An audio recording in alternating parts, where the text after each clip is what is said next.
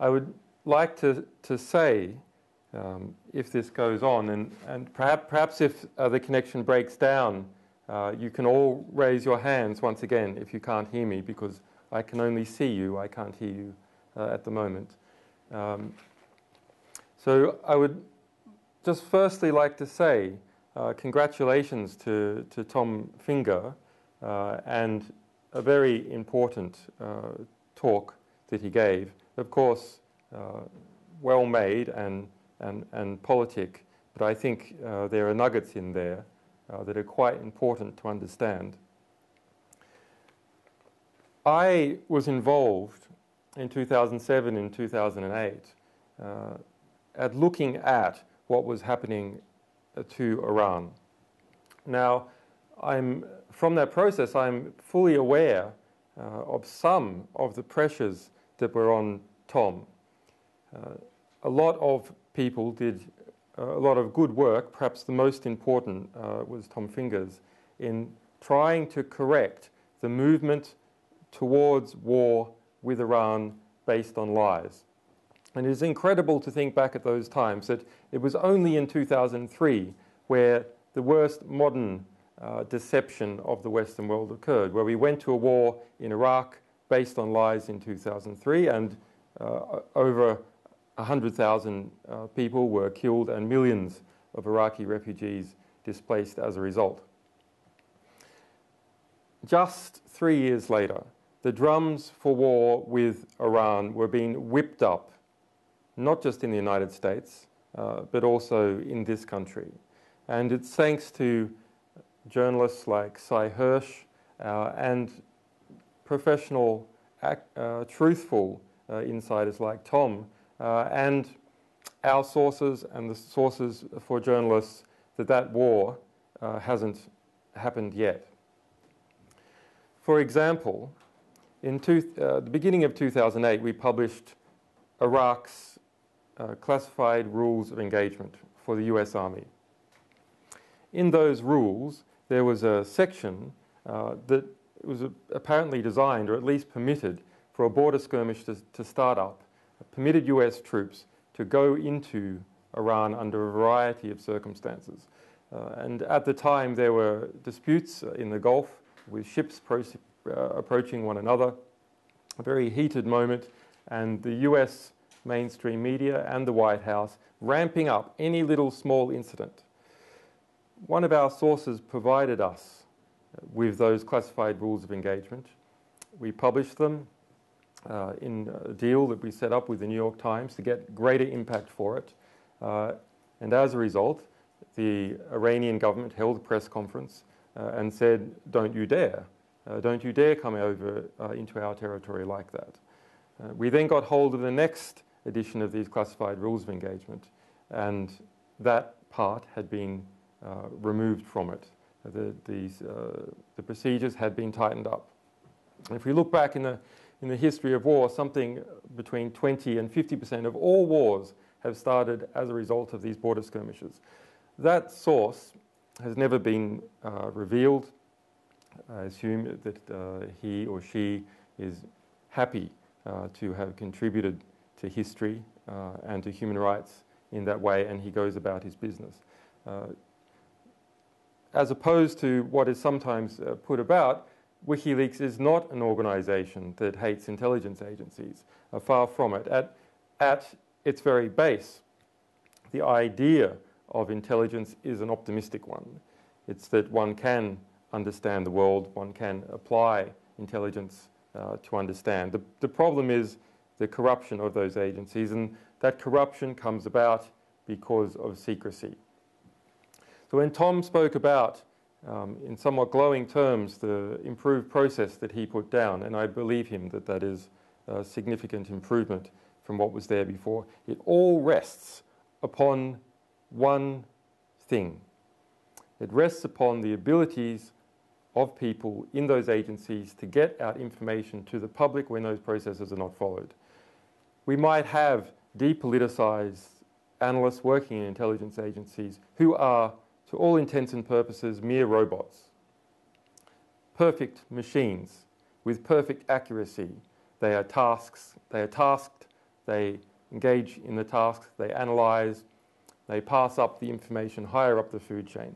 And what if, in Tom's case, for example, his national intelligence estimate, there was not a threat that it would be released, because our sources say that in fact the White House knew that if it did not release a version, immediately another version would be released, and the White House would have to get, would be then coming second, and its opponents would have their spin on it.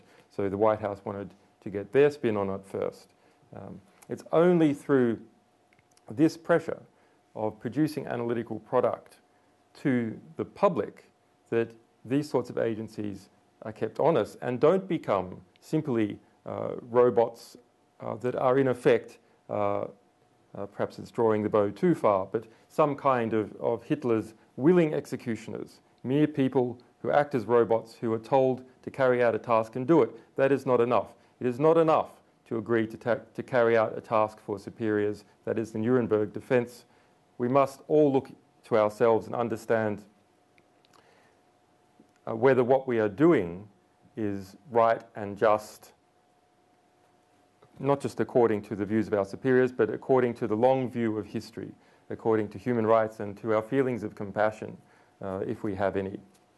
Now, the war for the push to a war with Iran is far from over. The push for a war with Iran is far from over, and the debate now is occurring in the public sphere as well as in various manoeuvres by different intelligence agencies, the machinations that are happening in Syria and so on. Now I want to look at some of those. Our cables revealed, for example, that this country, the United Kingdom, engaged in a conspiracy to kill off Press TV, the Iranian state TV station, the Iranian equivalent to the BBC, from being able to broadcast into the United Kingdom. They cut off its satellite feed, which is one of the Sky satellites to this country, the death penalty, effectively, for a national broadcaster. What does that mean? Well, it means that the Iranian government can't get out its view. Iran is surrounded by 45 military bases that are hostile to its on every side. There is no border that Iran does not have that is not already hostile or will probably shortly become so. That produces an atmosphere of intense fear. It produces an atmosphere where they think that there is a war. And as a result, we all know that Great Britain in World War I imprisoned Bertrand Russell, for example, and in World War II there were similar abuses. The Iran fears means that the sort of human rights abuses that we claim about, the human rights abuses that are correctly looked into in Iran, have very little chance of resolution because the leadership of that country is so terrified about being invaded. Now, I want to draw this back to something that is personal to us and personal to WikiLeaks. The internet has become the most important device for revealing the truth, at least since the beginning of the printing press. It has become the #1 antidote to TV. Democracies are always lied into war. The Iraq War was a result of lies. The increase in involvement in the United States in Vietnam was a result of the Gulf of Tonkin incident, another lie. It's not just lies by intelligence analysts, it's lies by the big media machine. And what is in the big media machine? Well, it's the various institutions that get too comfortable and too close to the table of power, the very table that they are meant to be reporting on and policing and getting into the historic record.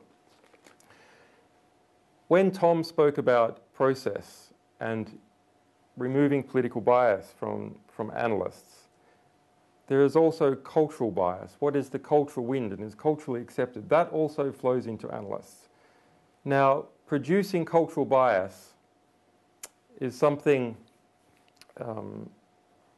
that we must watch more closely. It's not just about what facts are reported on the BBC News. Those are important. But there are mechanisms of propaganda which go under the surface. They're not direct factual claims, and those are things like Hollywood movies. Now, I've seen this directly when we looked at intelligence reports at a low level coming out from Iraq in 2003, reporting what was happening there with the Badr Corps or Sikri or Iranian influence. The full package of cultural bias that exists in the United States for people who are not properly educated in assessing what they're understanding came with them. Eventually, those reports and analysts did learn more about what was happening, and by the middle of 2003 were, in fact, sometimes passing up true reports of what was happening, that there is going to be a sectarian crisis in this country. That was known by Marines G2 intelligence, for instance, halfway through 2003. Completely denied by the political leadership. So it's not enough to produce accurate reporting, because if political leadership won't let it out, what are you going to do? No, analysts must be responsible, not to political leadership. Analysts must be responsible to the public, and they must be responsible to the historical record. Now, we have something here, which is a recent acquisition of WikiLeaks, although we've been following the matter for some time. And this is the script to a tens of millions of dollar budget DreamWorks movie. What is it about? It is about us, nominally. It is about WikiLeaks, the organization. It is a mass propaganda attack against WikiLeaks, the organization, and the character of my staff and our activities and so on. But it is not just an attack against us. It is an attack against Iran. It fans the flames to start a war with Iran. And it's coming out in November. It's being filmed now. Benedict Cumberbatch is playing me. This movie has British involvement, and people in Britain should be concerned about it. How does it open? Well, and this has not been previously disclosed before, the opening scene is in a military complex in Tehran. The camera comes in, closes up on a file, and it is a design for a nuclear bomb marked with nuclear symbols. There's notes and whispers all around, and they're in Farsi, they're in Persian. There's an older scientist speaking.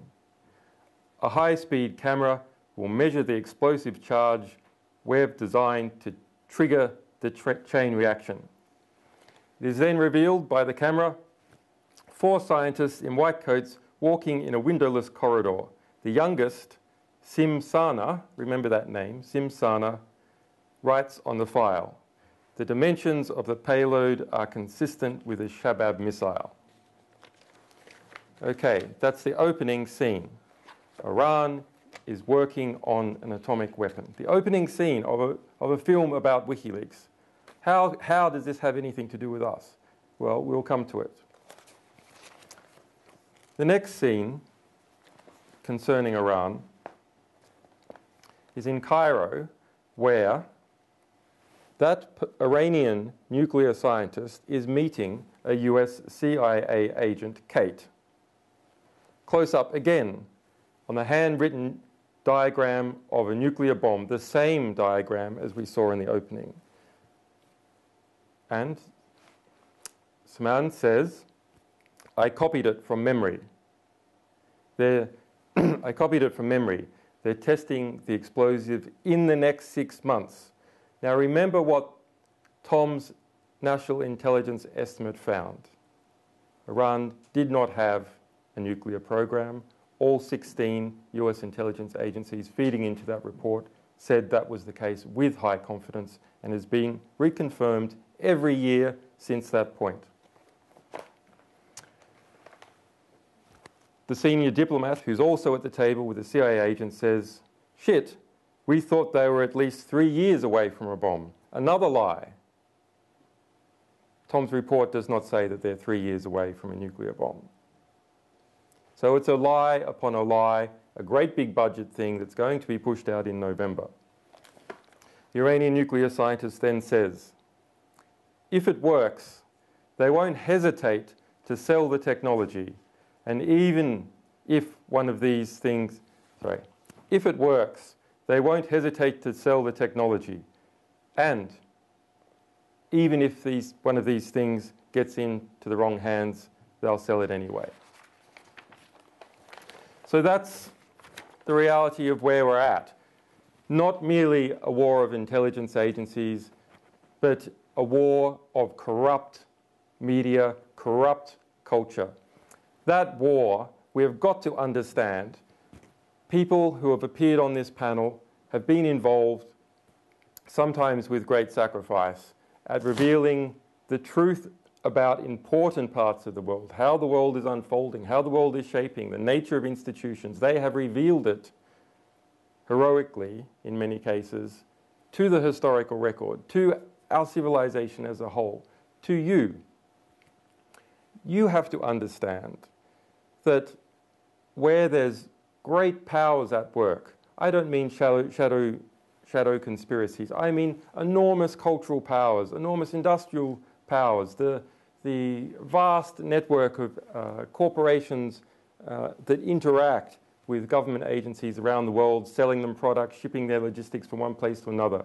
The National Security Agency, for example, now has approximately 70% of its expenditure pass through Northrop Grumman, Lockheed Martin, etc.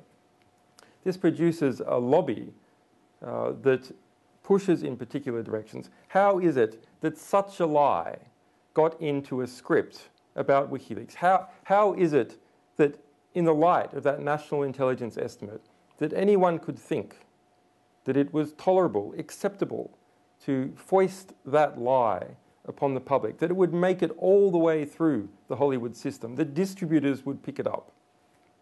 Because they perceive that that is where the power lies in the United States. They perceive that it's perfectly okay to slander an entire nation, that it's perfectly okay to beat the drums of war like that, because people in that system want the war. They want it. We have to understand that everything that we see, read, and hear is produced for a purpose. It's produced as a result of incentives. Other material is not produced. There are disincentives to not produce it. We walk almost sleepwalking, almost blind every time we open the newspaper and read an article. That particular journalist wrote about that for a particular reason. They felt that their editor would accept that. They wouldn't have to argue with them. The editor felt that the proprietor would accept it. The journalist felt that the people that they deal with in their community would like it, and in fact might even pat them on the head and take them to a fancier cocktail party, or perhaps even give them a better position in Oxford. All these things influence how our society, our civilization is documented. Now, working against that trend and against that current of corrupt, powerful organizations producing a distorted perspective of the world has been the internet. For the first time in history, that has allowed one person with some truth to speak to every single person who wants to hear that truth. It is the great antidote. There is a war on for control of the internet.